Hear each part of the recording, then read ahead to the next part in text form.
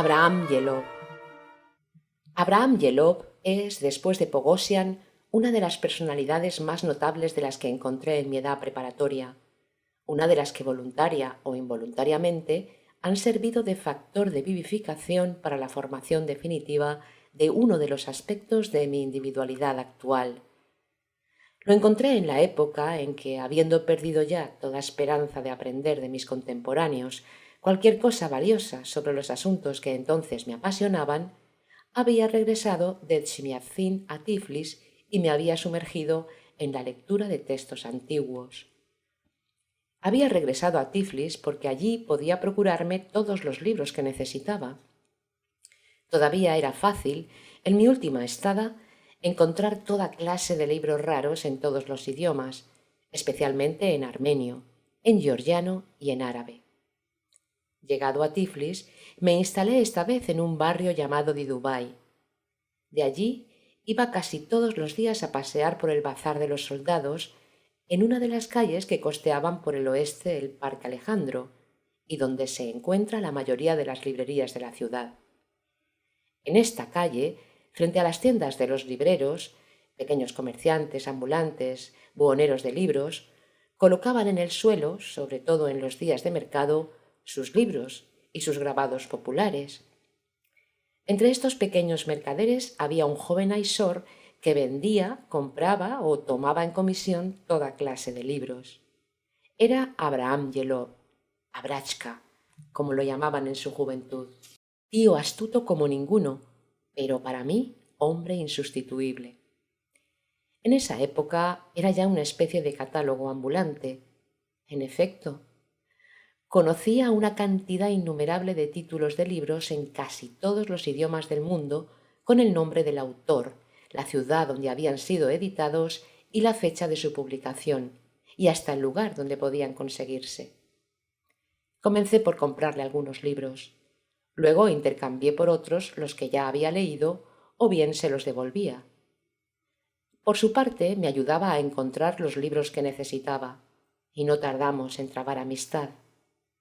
Por entonces, Abraham Yelov quería alistarse en el ejército, quería entrar en la escuela de cadetes e invertía todo su tiempo libre en rumiar lo que tenía que saber para pasar el examen de ingreso.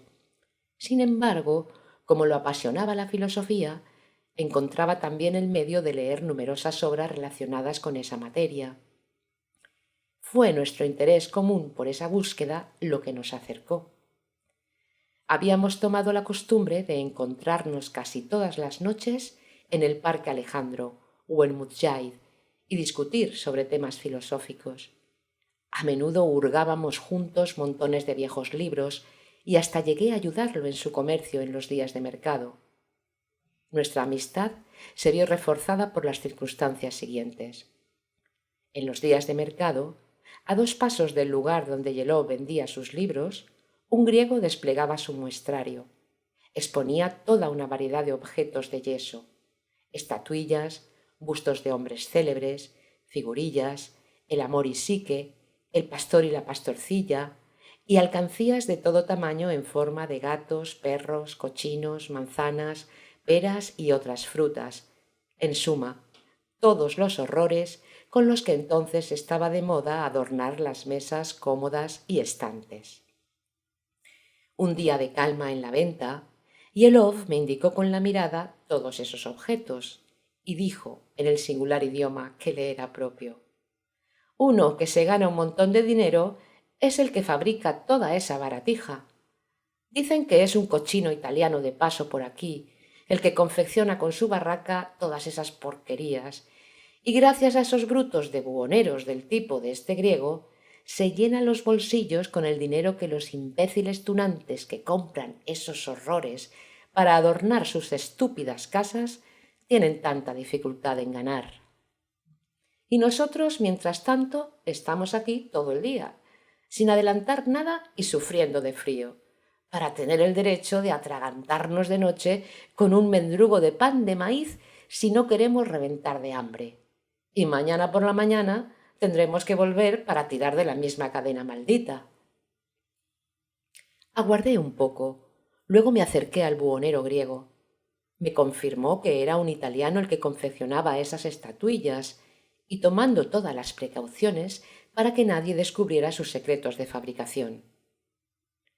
«Aquí somos 12 buhoneros», añadió, «y apenas bastamos para vender estas pequeñas obras maestras en toda la ciudad de Tiflis». Estas confidencias y la indignación de Yelov me estimularon, y se me ocurrió la idea de engañar a ese italiano, tanto más cuanto se hacía sentir para mí en ese momento la necesidad de realizar algún negocio, pues mi dinero huía como los judíos del Éxodo. Para empezar, claro está, me dirigí al buhonero griego, excitando a propósito sus sentimientos patrióticos, y después de haber elaborado en mi mente un plan de acción, fui con él a casa del italiano para pedirle trabajo.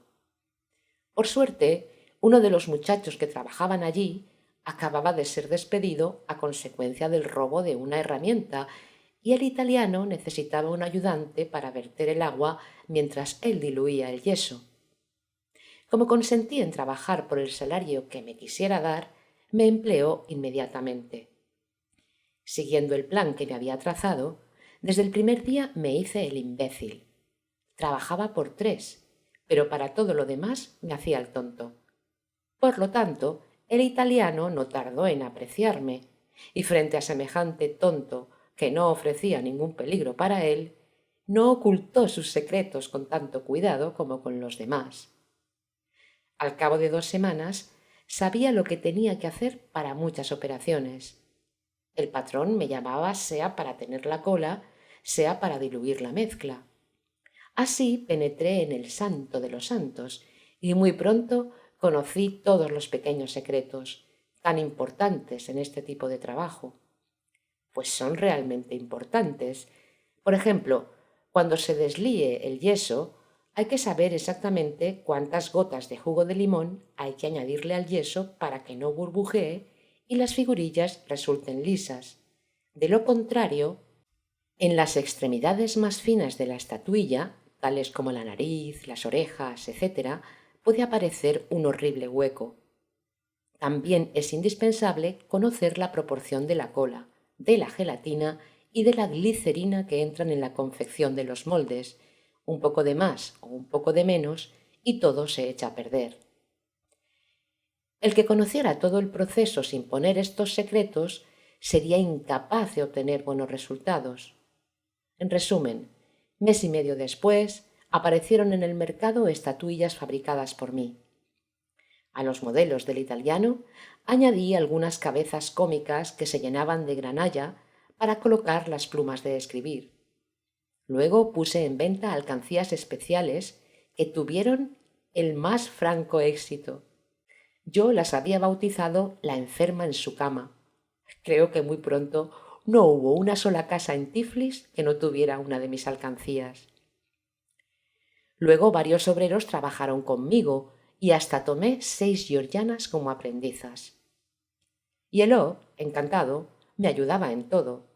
Terminó por abandonar su comercio de libros en los días de semana. Al mismo tiempo, ambos proseguíamos nuestro trabajo personal, la lectura de libros y el estudio de los problemas filosóficos. Al cabo de algunos meses, como había ahorrado una suma redondita y el taller empezaba a fastidiarme, lo vendí a buen precio a 2 judíos cuando estaba en pleno desarrollo. Obligado a abandonar el departamento que formaba parte del taller, me mudé para ir a vivir en la calle de los Molocanes, cerca de la estación, y Yelov se me unió allí con sus libros. Yelov era de baja estatura, rechoncho, curtido. Tenía los ojos ardientes como brasas, abundante cabellera, con cejas espesas y una barba que le salía hasta bajo la nariz y le cubría casi enteramente las mejillas, cuyo color bermejo traslucía a pesar de todo. Había nacido en Turquía, en la región de Van, en la misma Bitlis o en sus alrededores. De allí, 4 o 5 años antes de nuestro encuentro, había emigrado a Rusia con su familia. Llegado a Tiflis, lo admitieron en el primer liceo, como allí se dice, mas a pesar de que en ese establecimiento las costumbres eran muy sencillas y sin ceremonias, Algunas de sus travesuras y de sus picardías rebasaron la medida y fue expulsado por el Consejo de Disciplina. Poco después, su padre lo arrojó a la calle y desde entonces vivió a la buena de Dios. Así pues, como él mismo decía, se había convertido en la plaga de su familia. Sin embargo, su madre, a escondidas de su padre, a menudo le mandaba dinero. Yelov tenía por su madre un sentimiento muy tierno, que se revelaba hasta en pequeños detalles. Por ejemplo, tenía su fotografía encima de su cama. Jamás salía de casa sin darle un beso, y cuando volvía exclamaba siempre al pasar la puerta: «Buenos días» o «Buenas noches, madre». Hoy me parece que yo lo quería aún más por ese rasgo.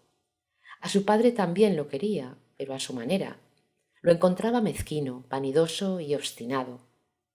El padre de Yelov era contratista y tenía fama de ser hombre muy rico. Además, era un personaje muy importante entre los Aisores, sin duda porque descendía, aunque por las mujeres de su familia, de los Marshimunes, a la que perteneció otrora el propio rey de los Aisores. En nuestros días los Aisores ya no tienen reyes, pero sus patriarcas salen siempre de este linaje. Abraham tenía un hermano que seguía entonces sus estudios en América, en Filadelfia, creo. A este no lo quería nada, por tener muy arraigada la idea de que era un egoísta, además de hipócrita y un animal sin corazón. Yelov tenía maneras muy originales. Entre otras cosas, tenía la costumbre de subirse siempre los pantalones, y más tarde tuvimos mucho trabajo para quitarle esa manía. Pogosian se burlaba de él a este respecto y le decía: «¿Y pensar que quería ser un oficial? Al primer encuentro con un general, pobre imbécil, te hubiera mandado a la prevención, porque en vez de llevar la mano al kepis, tú te la hubieras puesto en los pantalones». Y Pogosian se expresaba con menos delicadeza. Pogosian y Yelov se pasaban el tiempo provocándose. Hasta cuando se hablaban amigablemente, nunca dejaban de gratificarse con algunos apodos. Yelov lo trataba a Pogosian de armenio salado, y el otro replicaba «Kachagoj». Se llama corrientemente a los armenios armenio salado y a los aisores Kachagoj. Kachagoj significa literalmente ladrón de cruz. Parece que el origen de este apodo era el siguiente. En general, los aisores son sumamente astutos. En Transcaucasia hasta se los define de este modo: pongan a cocinar juntos 7 rusos y tendrán un judío. Ponga a cocinar 7 judíos y tendrán un armenio. Pero en verdad necesitarán 7 armenios para obtener un aisor. Entre los aisores, diseminados por doquier, había una cantidad de sacerdotes, la mayoría de los cuales se habían ordenado a sí mismos. Nada les era más fácil en esa época. Como vivían en la región del monte Ararat, que marcaba el límite de 3 países, Rusia, Turquía y Persia, tenían libre acceso por todas las fronteras. Y en Rusia se hacían pasar por aisores turcos, en Persia por rusos, y así sucesivamente. No se contentaban con celebrar los oficios, sino que se dedicaban también, en las poblaciones piadosas e incultas, al fructuoso tráfico de sagradas reliquias de todo género. Por ejemplo, en lo más remoto de Rusia se aseguraban la confianza de los fieles haciéndose pasar por sacerdotes griegos, siempre muy venerados, y hacían pingües negocios vendiendo objetos traídos, decían ellos, de Jerusalén, del monte Athos y otros lugares santos. Entre esas reliquias figuraban fragmentos de la verdadera cruz en la que Cristo fue crucificado, cabellos de la Virgen María, uñas de San Nicolás de Mira, una muela de Judas de la Buena Suerte, un trozo de la herradura del corcel de San Jorge y hasta una costilla o el cráneo de un gran santo. Estos objetos eran comprados con gran veneración por los cristianos ingenuos, sobre todo por los comerciantes modestos. Muchas de las reliquias que se encuentran hoy en día en las casas o en las innumerables iglesias de la Santa Rusia con frecuencia no tienen otro origen. Por eso los armenios, que conocen a estos compradores muy de cerca, les dieron el sobrenombre de ladrones de cruz. En cuanto a los armenios, los llaman salados porque tienen la costumbre, cuando nace un niño, de salarlo. Añadiré que desde mi punto de vista dicha costumbre no carece de valor. Observaciones especiales me han demostrado que en los pueblos los recién nacidos sufren casi siempre de erupciones cutáneas en las partes del cuerpo que se tiene por costumbre empolvar para evitar la irritación, mientras que, con raras excepciones, los niños armenios que nacen en las mismas regiones están exentos de ellas, a pesar de que tienen todas las demás enfermedades infantiles. Atribuyo este hecho a la costumbre de salar a los recién nacidos. Yelov no se asemejaba mucho a sus compatriotas. Estaba especialmente desprovisto de un rasgo de carácter típico de ellos. Aunque era muy impulsivo, no era vengativo. Sus cóleras eran de corta duración, y si llegaba a ofender a alguien, una vez pasado su furor, no sabía cómo borrar lo que había dicho. Se mostraba lleno de escrúpulos hacia la religión de los demás. Un día, en el curso de una conversación sobre la intensa propaganda que hacían en este tiempo unos misioneros de casi todos los países de Europa para convertir a los aisores a sus creencias respectivas, nos dijo: la cuestión no estriba en saber a quién el hombre dirige sus plegarias, sino cuál es su fe. La fe es la conciencia moral que echa raíz en el hombre durante la infancia. Si el hombre cambia de religión, pierde su conciencia, y la conciencia es lo más precioso que hay en el hombre. Yo respeto su conciencia, y como la conciencia está sostenida por su fe, y la fe por su religión, respeto su religión.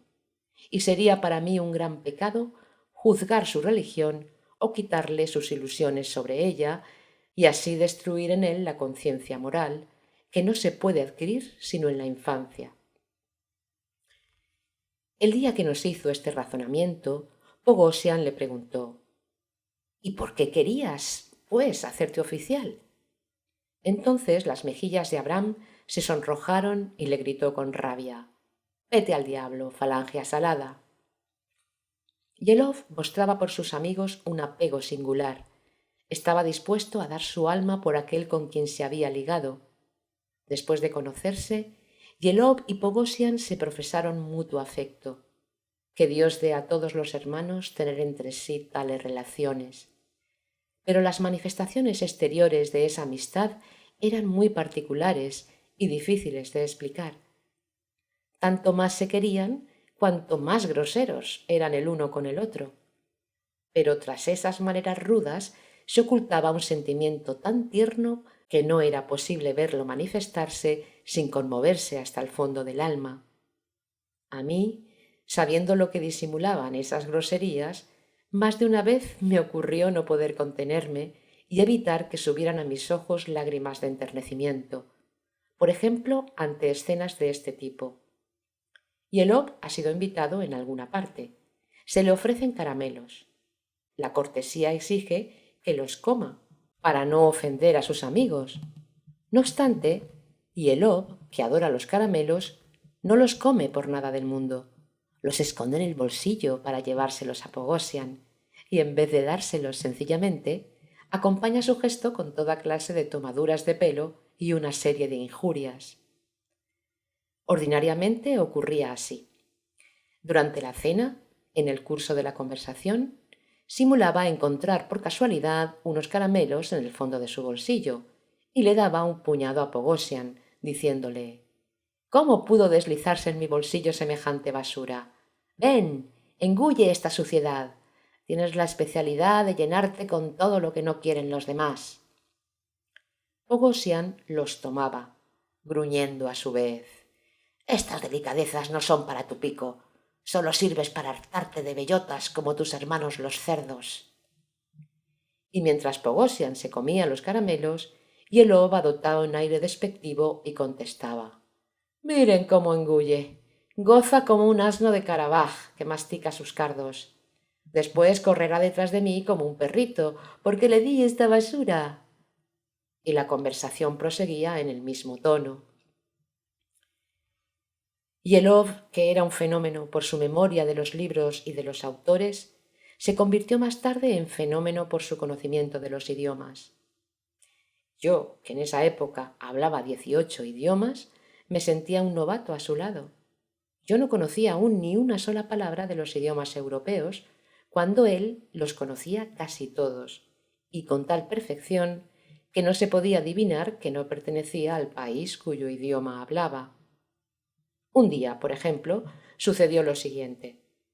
El profesor de arqueología Skridlov, de quien se hablará después, deseaba transportar a la orilla rusa del río Amudaria cierta reliquia sagrada afgana. La cosa parecía imposible, debido a la estrecha vigilancia que mantenían en la frontera tanto los guardias afganos como los soldados ingleses, que eran entonces, por una u otra razón, muy numerosos en ese lugar. Yelov se procuró en alguna parte un viejo uniforme de oficial británico. Se lo puso y se presentó al puesto de guardia haciéndose pasar por inglés de la India que venía a cazar por esos parajes el tigre de Turquestán. Y tanto cautivó la atención de todos con sus cuentos ingleses que pudimos transportar tranquilamente de una orilla a la otra cuanto quisimos sin ser vistos por los soldados británicos. Además de todo cuanto había emprendido, Yelov proseguía activamente sus estudios. No se alistó en el ejército, como había pensado hacerlo, sino que se fue a Moscú, donde pasó brillantemente el examen de ingreso al Instituto Lazarev. Algunos años después, si mi memoria es fiel, obtuvo una licencia de filosofía en la Universidad de Kazán. Si Pogosian tenía un concepto muy particular sobre el trabajo físico, Yelov tenía un concepto muy especial sobre el trabajo intelectual. Decía: nuestro intelecto trabaja noche y día de todos modos. En vez de dejarlo correr detrás del gorro que hace invisible o la riqueza de Aladino, valdría más ocuparlo en algo útil. Imponer una dirección al pensamiento exige evidentemente cierta energía, pero no se necesita más para un día entero que la que se necesita para la digestión de una sola comida. Tomé, pues, la decisión de aprender idiomas, no sólo para impedir que mi pensamiento permaneciera ocioso, sino también para evitar que vaya a molestar a mis otras funciones con sus sueños estúpidos y con sus niñerías. Y por otra parte, el conocimiento de idiomas siempre me puede servir, un día u otro.